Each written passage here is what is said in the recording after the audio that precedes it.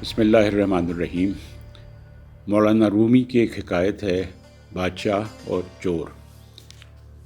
कहते हैं, एक रात सुल्तान महमूद गजनवी हस्ब आदत रियाया का हाल मालूम करने के लिए भेस बदल कर महल से निकला।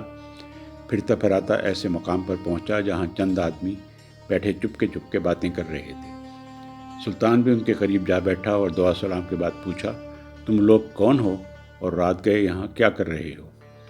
उन्होंने जवाब में कहा, सुन भाई, हम सब चोर उचक्के हैं और आज की शब किस्मत आजमाई के लिए निकले हैं। अब तू बता कि तू कौन है? सुल्तान ने कहा कि मैं भी तुम्हारी तरह हूँ। ये सुनकर वो खुश हुए और कहा कि खुश आमदेद। इतने में एक चोर ने कहा, यारो ज़रा अपना अपना हुनर और कमाल तो बयान करते चलो कि कौन किस वस्फ में कामिल है। पहले ने कहा, सुनो, मेरे कानों में यह कमाल है कि रात को जब कुत्ता भौंकता है तो मैं समझ जाता हूँ कि क्या कह रहा है। ये सुनकर सबने कहा, भाई वाह, ये तो बहुत कमाल की बात है।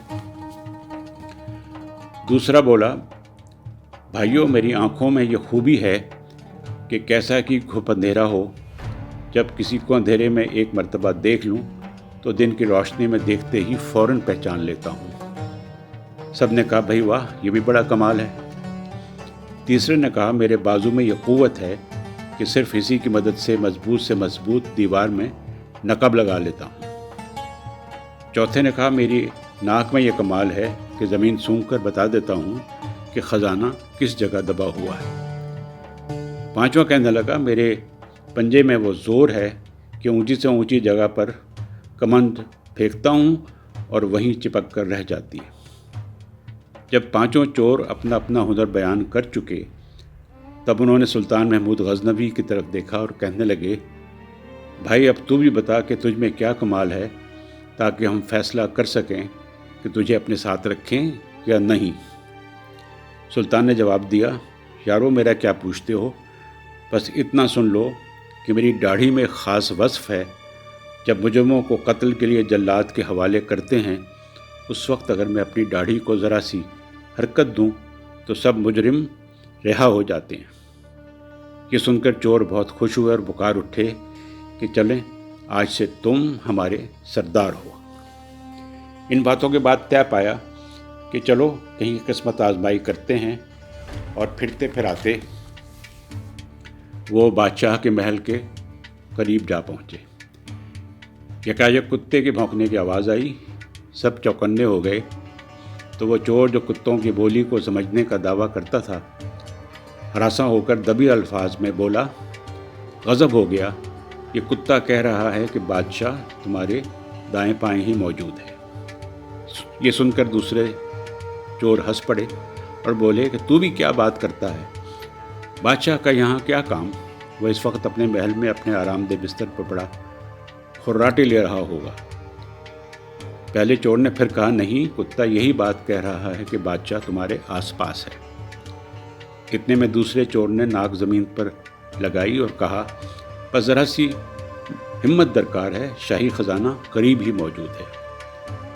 कमंद फेंकने वाले ने महल की छत पर कमंद फेंकी और फ़ौरन एक कंगूरे से अटक गई और वो सब कमंद के ज़रिए महल की छत पर जा पहुँचे।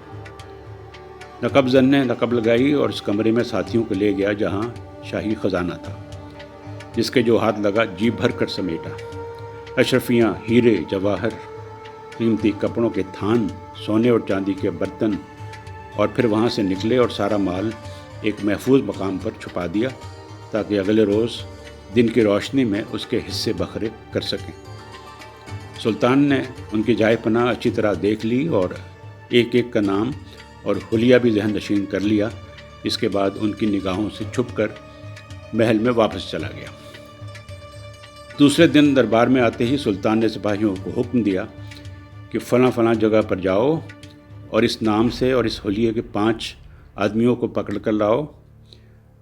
सिपाही हाथों में नंगी तलवारें लिए दौड़े दौड़े गए और चोरी के माल समेत तमाम मुजरिमों को दरबार में हाजिर कर दिया।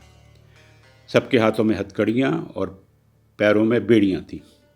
चेहरे मौत के खौफ से जर्द थे और बदन काँप रहे थे। शाही के रूबरू खड़ा किया गया तो उन्होंने निगाहें उठाकर बादशाह की तरफ देखा جو رات کی تاریکی میں کسی کو دیکھ کر دن میں پہچان لینے کا دعویٰ رکھتا تھا، اس نے بادشاہ کا چہرہ دیکھتے ہی کہا، اے بھیس بدل کر راتوں کو گشت کرنے والے بادشاہ، ہم میں سے ہر شخص اپنا اپنا کمال دکھا چکا، اب تیری باری ہے، جلدی سے اپنی داڑھی کو حرکت دے تاکہ ہم جلاحت سے رہائی پائیں۔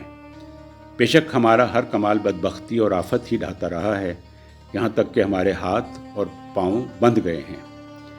جلاد ہماری گردنیں اڑانے کے لیے تیار کھڑا ہے، ہماری ہنر ہمیں موت کے پنجے سے نہیں چھڑا سکتے۔ ہاں، ایسے نازک جان لیوا مرحلے پر کوئی کام آیا تو وہ آنکھ جس نے بادشاہ کو پہچان لیا۔ چوروں کی یہ التجا سن کر سلطان محمود غزنوی ہنس پڑا، کمال لطف و کرم سے اپنی داڑھی کو جنبش دی اور جلاد نے ان سب کو آزاد کر دیا۔ شکریہ۔